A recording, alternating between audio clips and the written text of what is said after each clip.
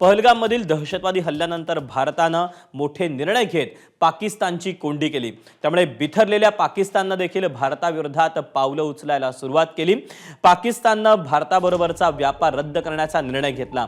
तसंच भारतीय विमानासाठी पाकिस्तानची हवाई हद्द देखील बंद करण्याचा निर्णय घेतला। या निर्णयामुळे भारताचं मोठं नुकसान होईल अशी दरपोक्ती आता बिथरलेला पाकिस्तान देतोय।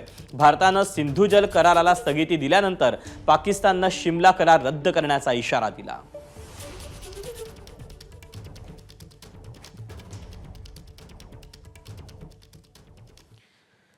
भारतानं पाकिस्तानची कोंडी करण्याचा निर्णय घेतल्यानंतर बिथरलेल्या पाकिस्तानकडून कशी आदळआपट सुरू झाली आहे पाहूया। भारतानं सिंधू जल कराराला स्थगिती दिली, त्यानंतर आता पाकिस्ताननं शिमला करारासह सर्व द्विपक्षीय करार रद्द करण्याचा इशारा दिला। अटारी बॉर्डर भारताकडून बंद करण्यात आली, त्यानंतर वाघा बॉर्डर पाकिस्ताननं बंद केली।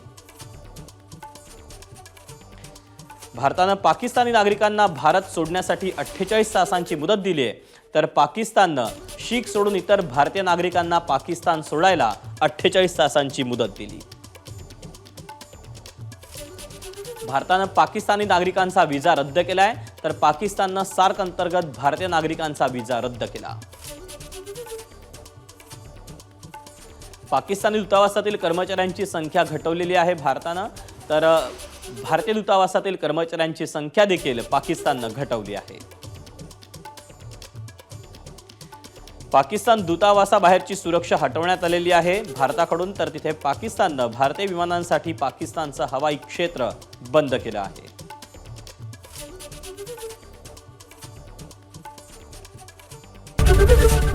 एबीपी माझा, उघडा डोळे बघा नीट।